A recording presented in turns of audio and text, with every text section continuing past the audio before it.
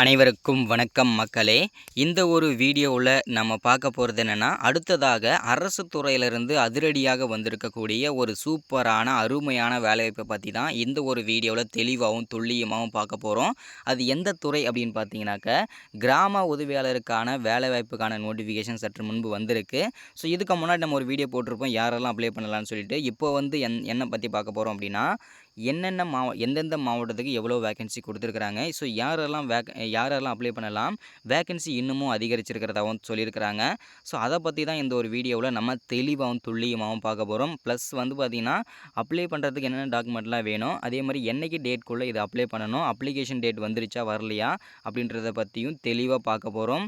அதே மாதிரி வந்து பார்த்தீங்கன்னாக்க, இதில் வந்து பார்த்தீங்கன்னா வீடியோவை முழுமையாக பார்க்கணும், ஸ்கிப் பண்ணாமல் பாருங்கள். ஸ்கிப் பண்ணி பார்த்தீங்கன்னா உங்களுக்கு தெரியாமல் போயிடும். ஸோ அதை வந்து தெளிவாக எல்லாரும் புரிஞ்சுக்கோங்க. ஸோ அடுத்ததாக வந்து பார்த்தீங்கன்னாக்கா, இந்த வாய்ப்பு வந்து நழுவ விட்டீங்க அப்படின்னா கண்டிப்பாக நீங்கள் அப்ளை பண்ண முடியாது. இதுக்கு வந்து லிமிட்டான டைம் தான் கொடுத்துருக்காங்க அப்ளை பண்ணுறதுக்கு. ஸோ அதனால் சீக்கிரமாக வீடியோ முழுமையாக பாருங்கள், ஸ்கிப் பண்ணாமல் பாருங்கள். ஸோ வாங்க வீடியோக்குள்ளே போகலாம். அதற்கு முன்பாக நமது கவர்மெண்ட் ஜாப் டெய்லி அப்டேட் சேனலுக்கு இப்போ தான் நீங்கள் ஃபர்ஸ்ட் டைமாக வரீங்க அப்படின்னா, மறக்காமல் நமது கவர்மெண்ட் ஜாப் டெய்லி அப்டேட் சேனலை சப்ஸ்கிரைப் பண்ண மறந்துடாதீங்க. சப்ஸ்கிரைப் பண்ண உடனேயே பக்கத்திலே ஒரு பெல் பட்டன் வரும், அதை கிளிக் பண்ணி ஆளுன்ற ஆப்ஷனில் போட்டு வச்சுக்கோங்க. அப்போ தான் நம்ம போடக்கூடிய எல்லா விதமான நோட்டிஃபிகேஷன் அப்டேட்ஸும் உங்களுக்கு உடனுக்குடனே வந்தடையும்.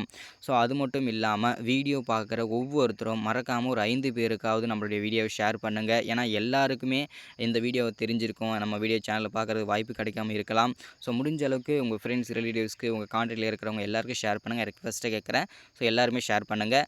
ஸோ அது மட்டும் இல்லாமல் வீடியோ பிடிச்சிருந்தால் மறக்காமல் லைக் பண்ணுங்கள். ஏன்னா இந்த மாதிரி முக்கியமான அப்டேட்லாம் உடனுக்குடனே தெரிவிக்கிறதுனால முடிஞ்ச அளவுக்கு எல்லாருக்கும் சப்போர்ட் பண்ணுங்கள். மறக்காமல் லைக் பண்ணுங்கள். சரி, ஓகே, வாங்க வீடியோக்குள்ளே போகலாம். ஸோ இந்த வாய்ப்பை பொறுத்த வரைக்கும் பார்த்தீங்கன்னா, யாரும் நழுவ விட வேண்டாம். இந்த கிராம உதவியாளர் விஏஓ அப்படின்னு சொல்லுவாங்க இல்லையா? ஸோ அதாவது கிராமத்தில் நடக்கக்கூடிய அசம்பாவிதங்கள் என்ன விதமாக அதாவது பார்த்தீங்கன்னாக்க திருட்டு, கொள்ளைகள் இந்த மாதிரி நடக்கிற விஷயங்களை வந்து பார்த்தீங்கன்னா, அவருக்கு அதிகாரம் கொடுத்து அவர் ஒரு போஸ்டிங் கொடுத்து வச்சுருக்காங்கன்னா விஏஓ, அதாவது கிராம உதவியாளர் இவருக்கு தான். ஸோ என்ன நடந்தாலும் இவர் தான் ஸோ பொறுப்பு. ஸோ இந்த வேலைக்கான நோட்டிஃபிகேஷன் தான் இப்போதைக்கு தற்போது சற்று முன்பு கொடுத்துருக்காங்க.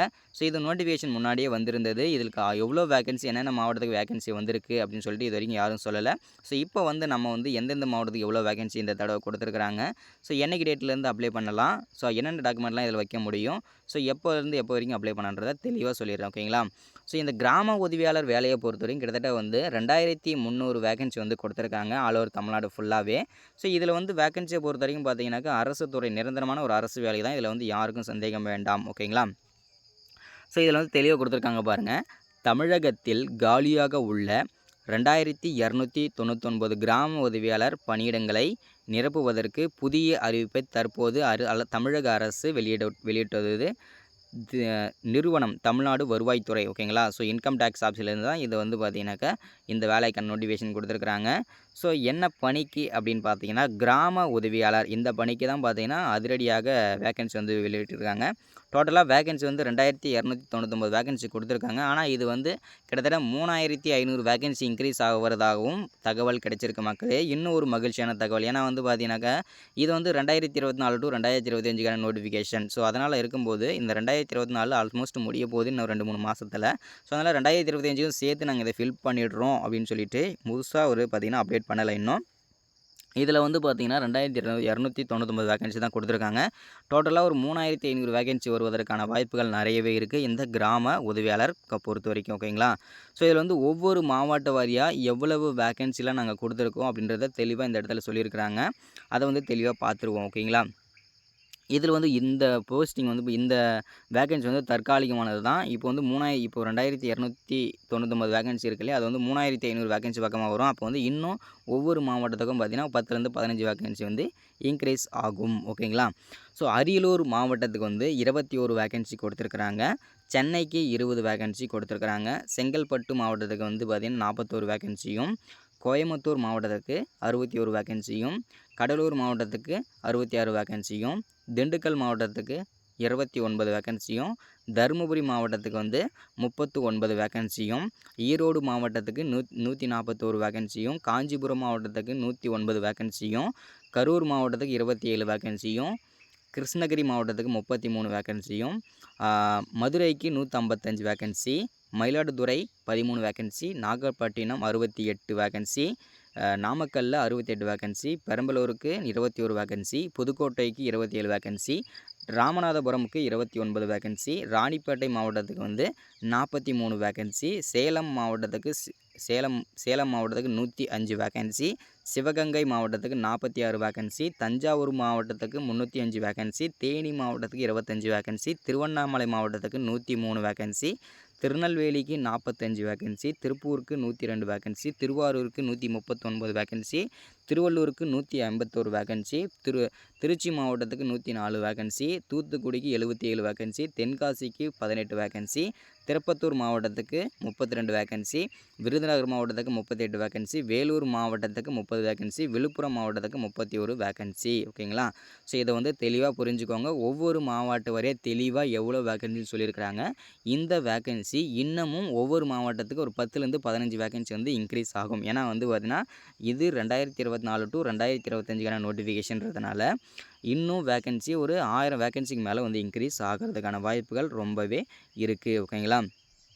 ஸோ இது வந்து பார்த்திங்கன்னா இந்த வேலைவாய்ப்புக்கு வந்து அப்ளை பண்ணுறதுக்கு தகுதியை பொறுத்தும் குறைஞ்சபட்ச கல்வி தகுதி மினிமம் நீங்கள் 5ஆம் வகுப்பு படிச்சிருந்தாலே இந்த வேலைக்கு எலிஜிபிள் அப்ளை பண்ணிக்க முடியும். நான் ஏன் இந்த மாதிரி வேலைகளாக எடுத்து போடுறேன்? ஸோ மினிமம் 5வது குவாலிஃபிகேஷன், 8வது குவாலிஃபிகேஷன், 10வது குவாலிஃபிகேஷன் வீடியோஸ்லாம் நான் எதுக்கு திரும்ப எடுத்து போடுறேன் அப்படின்னா, மினிமம் மெஜாரிட்டியாக இருக்கிறவங்க எல்லாருமே வந்து பார்த்திங்கன்னா 8வது 10வது 5வது படித்தவங்க தான் நிறைய மெஜாரிட்டியாக இருக்கீங்க இல்லையா? ஸோ வில்லேஜ் சைடு ஸோ இந்த மாதிரிலாம் பார்த்தீங்கன்னாக்கா மெஜாரிட்டியாக இருக்கிறவங்க எல்லாருமே இதுதான் இந்த குவாலிஃபிகேஷனில் படித்தவங்க தான். ஸோ அதுக்கப்புறம் பார்த்திங்கன்னா குடும்ப சூழ்நிலையில் படிக்காமல் போனவங்க, இந்த மாதிரி நிறைய விஷயம் இருக்குது. ஸோ அதெல்லாம் நமக்கு பேச வேண்டிய இதில்லை. ஸோ இப்போ வந்து என்னென்னா நம்ம இந்த மாதிரி மெஜாரிட்டியாக மினிமம் 5வது 8வது 10வது இருக்கிற குவாலிஃபிகேஷன் ஜாப்ஸ்லாம் நம்ம போட்டோம்னா அவங்களுமே அரசு துறையில் போயிட்டு ஒரு வேலைக்கு போனாங்கன்னா கண்டிப்பாக அவங்களுக்கும் ஒரு யூஸ்ஃபுல்லாக இருக்கும். அதே மாதிரி அவங்களுக்கும் ஒரு பெருமையாக இருக்கும். அவங்க ஃபேமிலியை ரன் பண்ணுறதுக்கு ஒரு வாய்ப்பாக இருக்கும்ன்றது இல்லையா? ஸோ அதனால தான் நம்ம வந்து பார்த்திங்கன்னா இந்த மாதிரி லோ எஜுகேஷன் ஜாப்ஸ்லாம் நம்ம வந்து தொடர்ந்து போடுறோம். தொடர்ந்து நம்ம சேனலை ஃபாலோ பண்ணுங்கள். தொடர்ந்து நம்ம சேனலை வந்து பார்த்திங்கன்னா ஃபாலோ பண்ணிகிட்டே இருந்தீங்கன்னா இந்த மாதிரி தொடர்ந்து நம்ம அரசு துறையிலேருந்து வரக்கூடிய நோட்டிஃபிகேஷன்ஸ் அப்டேட்ஸ்லாம் உடனுக்குடனே நீங்கள் தெரிஞ்சுக்க முடியும். ஓகேங்களா? ஸோ இதில் வந்து பார்த்திங்கன்னா மினிமம் நீங்கள் வந்து 5வது படித்து பாஸ் பண்ணியிருந்தாலும் ஓகே தான், ஃபெயில் ஆகியிருந்தாலும் ஓகே தான், நீங்கள் அப்ளை பண்ணிக்க முடியும். அதுக்கு மேலே நீங்கள் வந்து பார்த்திங்கன்னா தமிழில் எழுத படிக்க தெரிஞ்சிருக்கணும். 8வது 10வதுலாம் படிச்சிங்கன்னா ஓகே தான். அதுக்கு மேலே என்ன படிச்சிருந்தாலும் இதுக்கு ஓகே தான். ஓகேங்களா?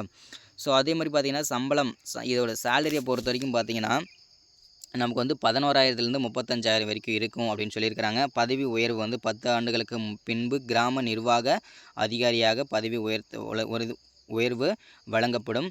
வயது வரம்பு குறைஞ்சபட்சம் 21 வயசு, 32 வயசு, 37 வயசுக்குள் இருக்க வேண்டும். 21 வயசுலேருந்து 37 வயசுக்குள்ளே நீங்கள் இருக்கணும்னு சொல்லியிருக்கிறாங்க.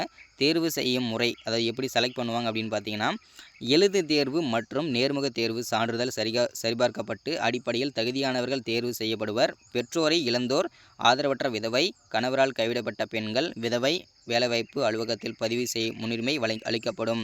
எம்ப்ளாய்மெண்ட் ஆஃபீஸில் நீங்கள் வந்து பதிவு பண்ணியிருந்தீங்கன்னா உங்களுக்கெல்லாம் முன்னுரிமை கொடுப்பாங்க.